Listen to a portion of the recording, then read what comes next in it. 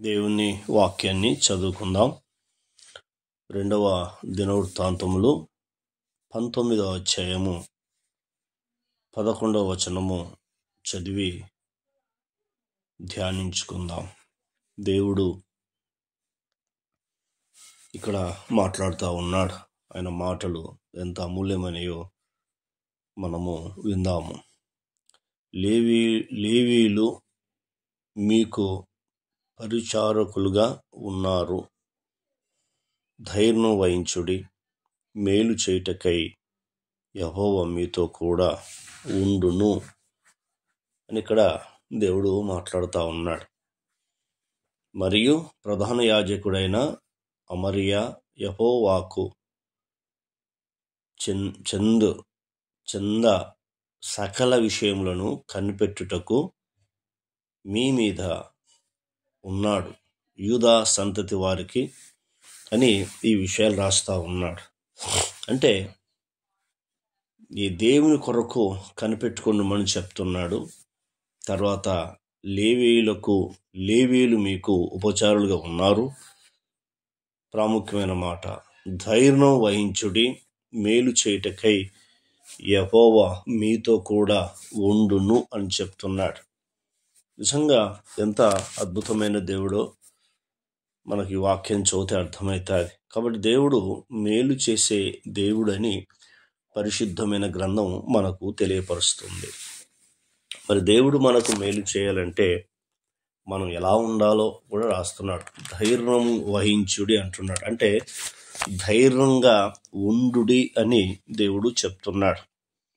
ఇక్కడ యెహోషాపాతును గద్దిస్తున్నట్టుగా మనకు మొదటి నుంచి చూస్తే దేవుని వాక్యము కనబడుతూ ఉంది.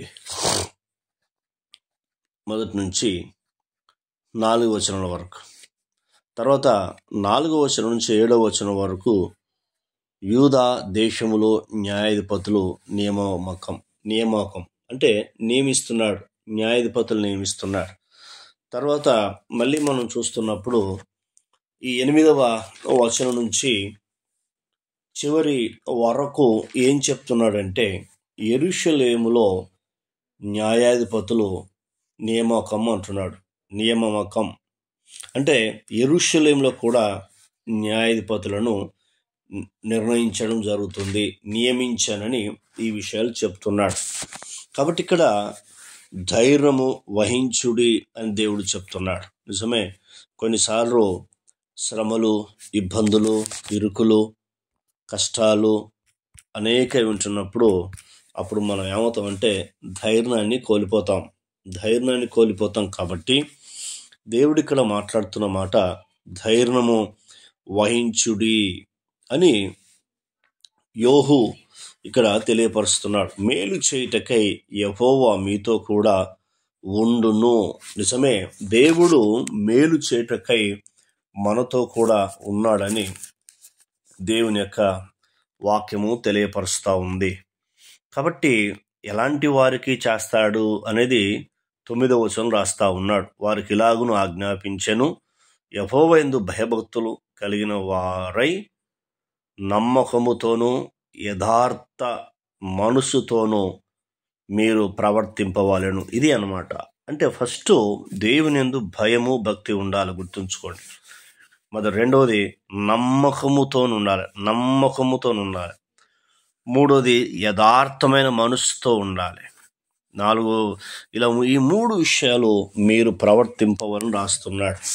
ఇది మనం ఉంటే మన జీవితంలో అద్భుతము జరుగుతుంది అని పరిశుద్ధమైన గ్రంథం మనకు తెలియపరుస్తుంది. మనం ఇలా ఉన్నామా? దేవుడు అంటే భయం ఉండాలి, కానీ చాలా మందికి భయం లేకుండా భక్తి ఉంటుంది అన్నాడు. దేవుడు అంటే భయం లేదు కానీ భక్తి ఉంటుంది. కానీ ఇక్కడ నమ్మకంతో ఉండకపోతాం. కొన్నిసార్లు అపనమ్మకం ఉంటుంది మనలో. ఈ అపనమ్మకము ఉండకుండా ఉండాలి అంటే, కాబట్టి అపనమ్మకం మనలో రాకుండా ఉండాలంటే ఖచ్చితంగా దేవునికి భయపడుతున్నప్పుడు దేవుడు మన జీవితాన్ని మెరుగుపరుస్తాడు.